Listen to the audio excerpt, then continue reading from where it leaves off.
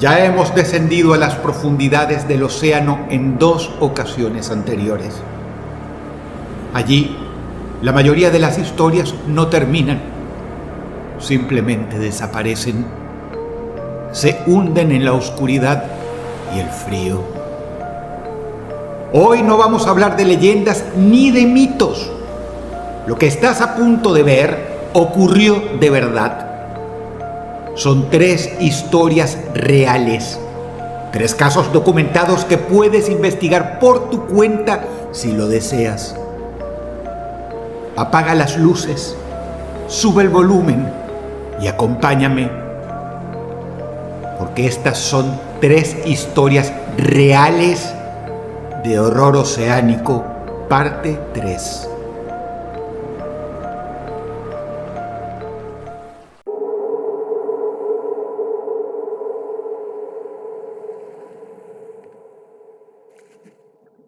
En el año 2023, un petrolero fue localizado a la deriva en aguas cercanas a Omán.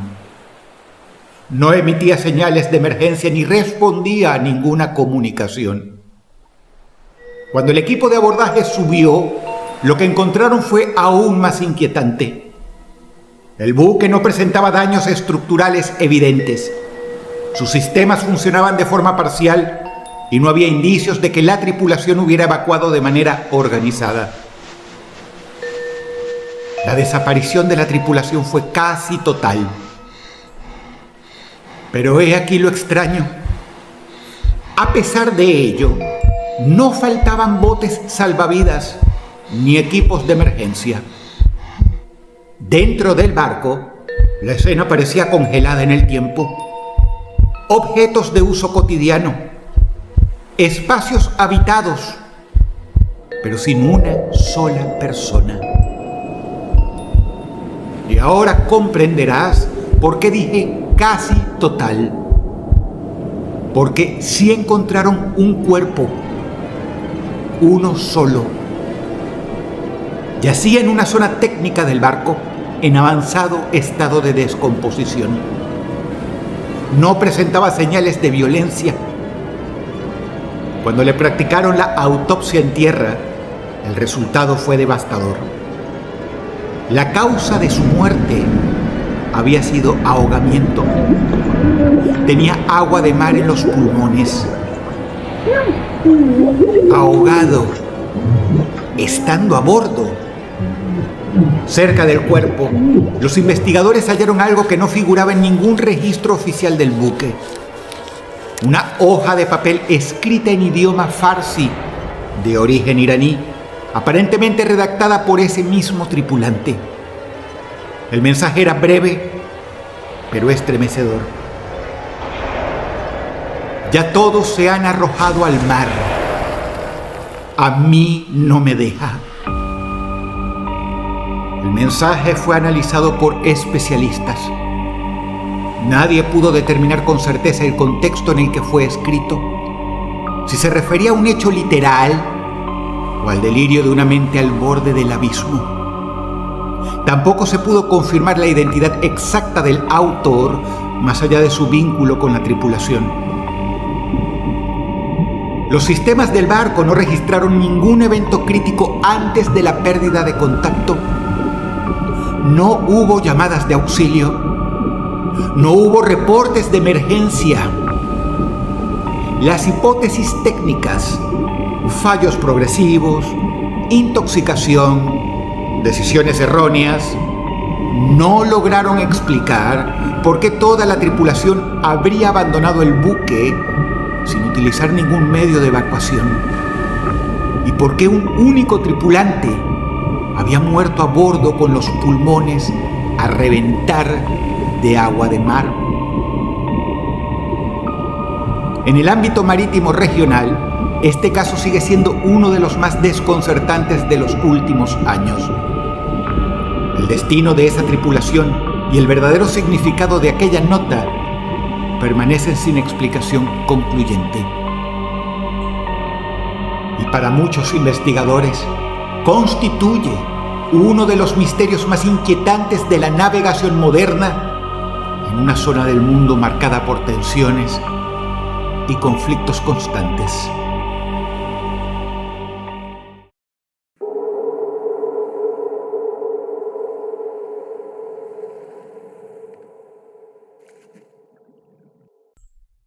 El 16 de abril del año 2014, el ferry Sewol comenzó a escorarse tras una maniobra que desestabilizó su carga.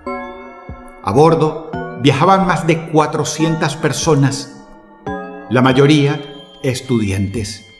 En los primeros momentos, la situación no fue percibida como crítica por todos los pasajeros. La tripulación del ferry, siguiendo órdenes del capitán, los calmó. Les ofrecieron bebidas y les ordenaron regresar a sus camarotes. A través de los altavoces se repitió una y otra vez la misma instrucción: que volvieran a sus camarotes, que los estudiantes permanecieran allí e incluso que intentaran dormir. El mensaje se repitió de forma insistente, con el argumento de evitar el pánico y mantener el orden mientras se evaluaba la situación que, según se les aseguró, no era grave. Sin embargo, la inclinación del barco aumentó progresivamente. Los pasillos se volvieron intransitables. Las puertas se deformaron y el acceso a las cubiertas superiores se hizo cada vez más imposible. Para muchos pasajeros, el margen de acción se redujo antes de que existiera una orden clara de evacuación. Ya no era que quisieran quedarse en sus camarotes. Debido a la deformación de la estructura, la mayoría ahora estaba atrapada dentro de ellos, como en tumbas metálicas. Fue por eso que la mayoría de los estudiantes fue sepultada lentamente en el fondo del mar, mientras cada camarote se llenaba de agua lentamente. El ferry perdió la luz, por lo cual murieron en agua helada en la oscuridad. El oxígeno se agotaba y el mar se los tragaba a todos. Investigaciones posteriores revelaron que la tripulación mantuvo el mensaje de calma incluso cuando ya era evidente que el buque se encontraba en una situación crítica. En ese contexto, circuló una última transmisión atribuida al capitán, cuya autenticidad ha sido discutida, pero que se popularizó ampliamente. Cito: "Al menos así morirán en paz".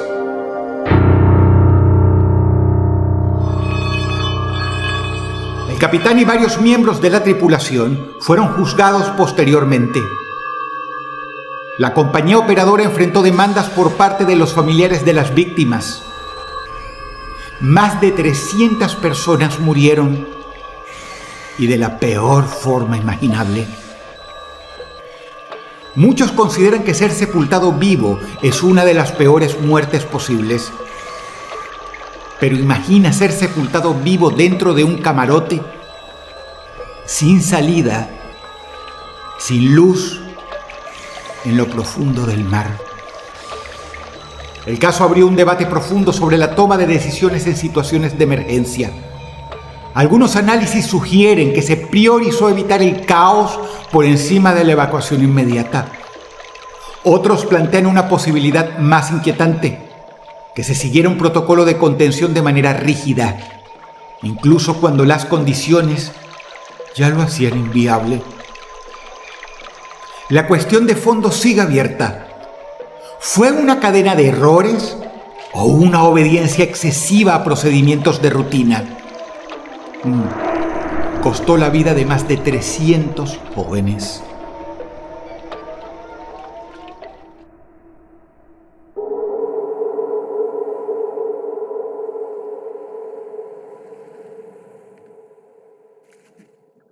En septiembre del año 2020, El Gulf Livestock 1 ingresó en un tifón cerca de Japón mientras transportaba ganado. Durante la tormenta, el barco sufrió fallas mecánicas y perdió estabilidad. Se emitió una señal de socorro antes de que la situación se volviera irreversible. El hundimiento fue rápido. Las condiciones del mar dificultaron cualquier intento de evacuación ordenada. Las operaciones de búsqueda posteriores solo lograron rescatar a un puñado de tripulantes. La mayoría desapareció. Pero los sobrevivientes relataron a sus rescatistas una historia extraña y estremecedora cada vez que les preguntaban por el capitán. El capitán estaba entre los desaparecidos, pero no ocurrió durante el naufragio ni después. La desaparición del capitán había ocurrido antes de que el buque siquiera comenzara a hundirse. Mucho antes. Todos coincidían en lo mismo. Estaba en cubierta dando instrucciones en un momento y al siguiente simplemente ya no estaba. Nadie pudo encontrarlo. El capitán no apareció durante las tareas de rescate ni en los días posteriores. Su cuerpo nunca fue recuperado. Según los testimonios, permanecía en el puente coordinando las maniobras hasta que, de un segundo a otro, se esfumó. En la reconstrucción de los hechos, este punto nunca pudo aclararse del todo. Nadie pudo precisar el momento exacto en el que el capitán dejó de estar en su puesto. Los sobrevivientes recordaban su presencia durante la emergencia, pero no su destino final. A partir de ahí surgieron distintas especulaciones. Algunas apuntan a un colapso nervioso tras emitir la señal de socorro, seguido de una decisión impulsiva de arrojarse al mar. Otros sostienen que el capitán permaneció en el barco hasta el final, cumpliendo la tradición marítima. La falta de evidencia concreta dejó el episodio en una zona de incertidumbre, pero muchos señalaron que este tipo de casos no eran aislados en la región. En los contextos culturales de Asia Oriental, donde el mar ocupa un lugar simbólico profundo, no faltaron interpretaciones ligadas a antiguas creencias. Relatos que hablan de desapariciones en alta mar como obra de fuerzas que no se comprenden del todo. Lo cierto es que el caso del Gulf Livestock 1 tan solo fue el más publicitado de una serie de incidentes y naufragios en los que el capitán de un barco desaparece antes o durante una tormenta, siendo a veces, de hecho, el único en hacerlo. La desaparición del capitán del Gulf Livestock 1 sigue siendo uno de los aspectos más difíciles de cerrar en toda la historia de este fatal naufragio.